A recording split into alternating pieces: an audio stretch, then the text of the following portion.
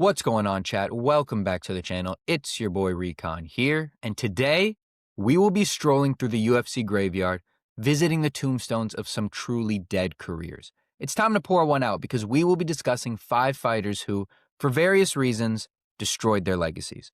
Before you say anything, Jon Jones is not on this list. No, I'm not a fan. I hate him as much as the next guy, but we need to be honest. He's Teflon. None of his endless bullshit has destroyed his legacy. The steroids, everyone still considers him a GOAT, fleeing the scene after crashing into a pregnant lady. It definitely made people view him as more of a scumbag, but no one ever thought Jon Jones was Stephen Thompson, even during his fake church boy era. Jon Jones's legacy was always that of a historically great fighter, and no one sees the legal trouble as diminishing that. Now here's something that arguably does diminish it. Ducking Tom Aspinall. 2 points here. First, after Gon gave Aspinall serious problems, there was a huge narrative switch. People started to think maybe Aspinall wasn't as good as we thought, and it became less of a big deal Jones didn't fight him. I always thought Jones would win, and of course more people are saying that now after Gon Aspinall. So over time, it's become less of a stain on Jones's legacy. That's just a fact. Also, even though Jones is one of my least favorite fighters ever, I'm going to defend him here. As you watch the rest of this video, you're going to notice a theme.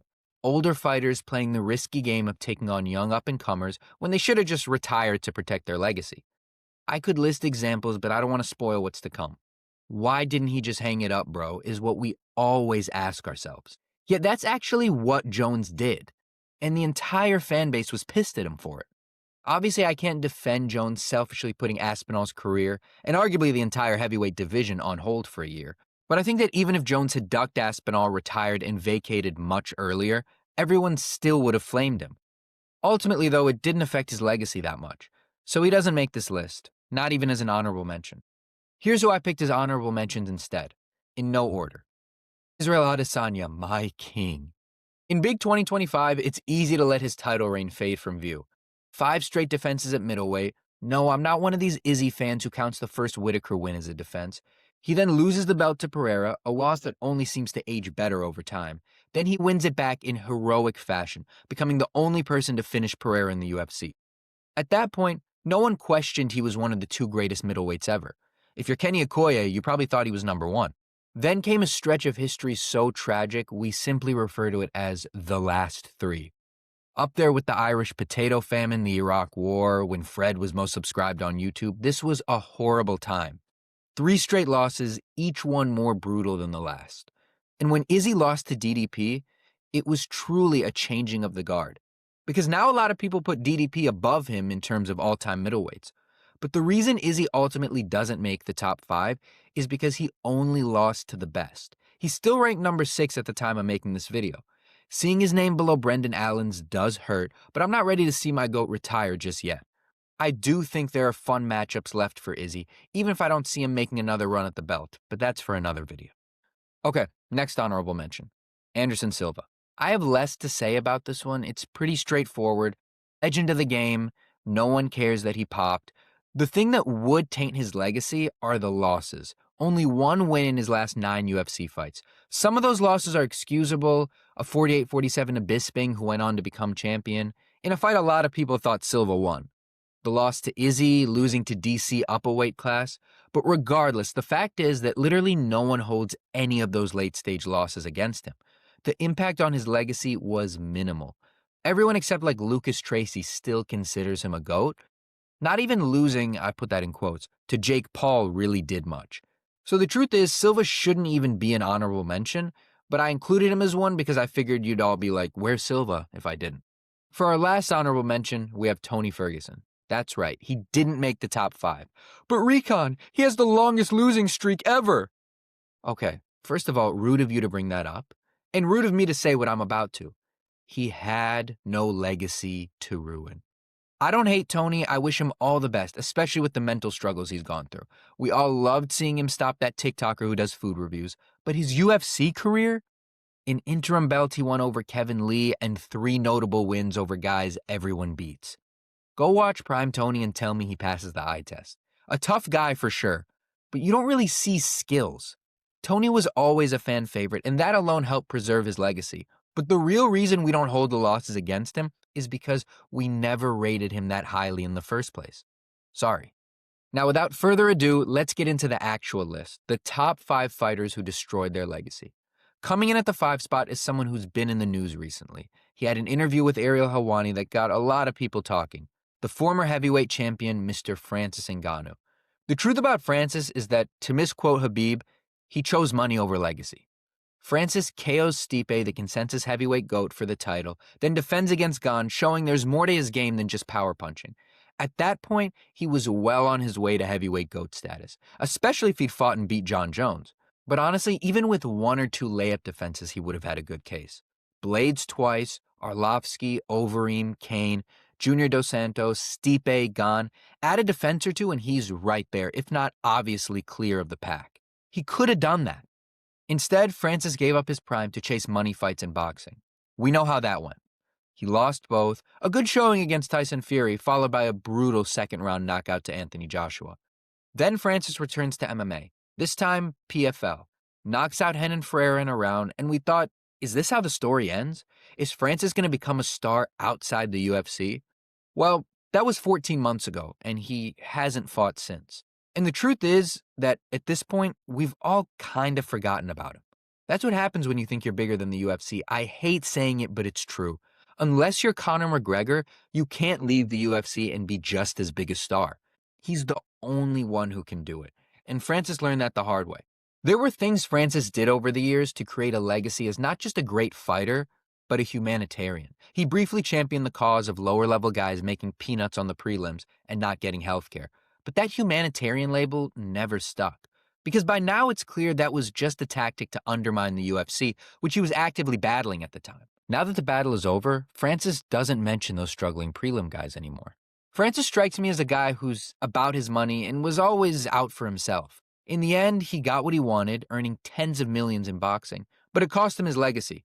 Not sure if he saw that coming, but it's something he has to deal with now. Francis is number 5. At number 4, we have BJ Penn. Here's what his legacy should have been. A 15-5-1 record. Beat champions Jens Pulver, Matt Hughes, and Matt Serra. A double champ with 3 defenses at lightweight. That's how we ought to remember BJ Penn. Here's why we don't. First, the losses. He went winless in 10 of the last 11 fights of his career, but the most humiliating L of all was the one he took in a Hawaii parking lot. There, he literally got knocked the fuck out by a random bar dude. Like, out, flat on his back, off a civilian, untrained swine, a fucking janitor. That could have been the final nail right there, but it wasn't. Because since then, Penn has followed up with an impressive run of crime and delusion. He's been arrested no fewer than 6 times in Big 2025. He's been charged with assault and drunk driving. He's violated protective orders. He's even claimed imposters are impersonating his family members to snag his inheritance. Obviously, that's something he should be seeking professional help for. But instead of prioritizing his mental health, BJ Penn did what all unstable people do and turned to politics. In 2021, he announced his candidacy for governor of Hawaii. While he couldn't escape the Republican primary, Penn still got over 26% of the vote, which I think speaks to how blindly people worship celebrities. Regardless, the point is that these days, we remember BJ Penn first and foremost for being an oddball outside of the cage. How great he was inside of it is, at best, a distant second. He's number 4. One spot above him is another former welterweight champ, Tyron Woodley. At one point, Woodley was the consensus second greatest welterweight ever after GSP. His downfall started when, after 4 title defenses, he lost his belt via unanimous decision to Kamaru Usman. Doesn't get an immediate rematch, fights Gilbert Burns in a contenders fight, and loses another unanimous decision. Then he faces Colby Covington and looked like he was headed for another decision loss until the 5th round, where he injured his rib and the fight had to be called off. Woodley's final fight in the UFC was against Vicente Luque, where his misfortune reached a crescendo as he lost via first-round finish. For some, just ending your career on 4 straight losses would have been enough to destroy your legacy. But it's also the way he was losing. In none of those 4 fights did Woodley win even a single round. It took until Woodley's first boxing match with Jake Paul for him to win a round of combat sports. But he still lost. I'm always going to put lost in quotes. Not because I scored it for Woodley, but because I'll just be honest, bro, I don't trust these Jake Paul fights. And yes, that includes the second fight where Woodley got slept. This was the final nail in the coffin, regardless of how you see it. Because either you're a sheep and think the fight was real, which means a welterweight GOAT just got flatlined by a YouTuber, or you're a skeptic like me and think he's a massive sellout for accepting millions to take a dive. Either way, legacy destroyed. At number 2, we have the founder of Proper 12. Proper 12! Conor McGregor. In his prime, I was never a McGregor fan. I found him annoying, arrogant, and just downright hateable. I'm not sure I've ever rooted against a fighter harder than when he fought Khabib. But with the benefit of hindsight, a cooler head, and greater maturity, I can admit he was the best thing to ever happen to MMA. And the game is a lot less fun without him. No one brought the entertainment like Mystic Mac. He made the UFC what it is today. He's bigger than the UFC. And it's easy to forget that this guy was once the pound-for-pound best fighter in the world. The first man to ever hold 2 belts simultaneously. That's how he should be remembered. But he ruined his legacy. And it wasn't getting sunned by Nate Diaz. It wasn't going 1-3 in his last 4, with the only win being a layup over a washed cowboy. It's everything that's happened since. It's teasing his return for years and never actually fighting. It's punching civilians in public places. It's the leaked DMs of him lifting weights with his genitals. It's being coked up, then claiming to have found God and embracing sobriety as part of a spiritual journey. It's the 4-year free fall he's been on ever since he last fought. Conor was, of course, no stranger to controversy during his fighting career, but it never overshadowed his in-cage performances. So when you thought of Conor McGregor, your first thought was still great fighter. That's not the case anymore. It's now been so long since he last competed that you hear the words Conor McGregor and immediately think deranged weirdo. That's his legacy now. And number 1, the fighter who destroyed their legacy more than anyone else, everyone's least favorite hobbit, the man so cringe he just had to be a Mexican Trump supporter, it's Henry Cejudo. I know what you're thinking. How could he be number 1 on this list? Just let me explain. It's easy to forget the run Cejudo was on before he came out of retirement. It was in the lower weight classes, which people care less about, and it was well over 5 years ago now, so allow me to refresh your memory. He took the flyweight belt with a win over Demetrius Johnson, then defended with a 30-second knockout of TJ Dillashaw.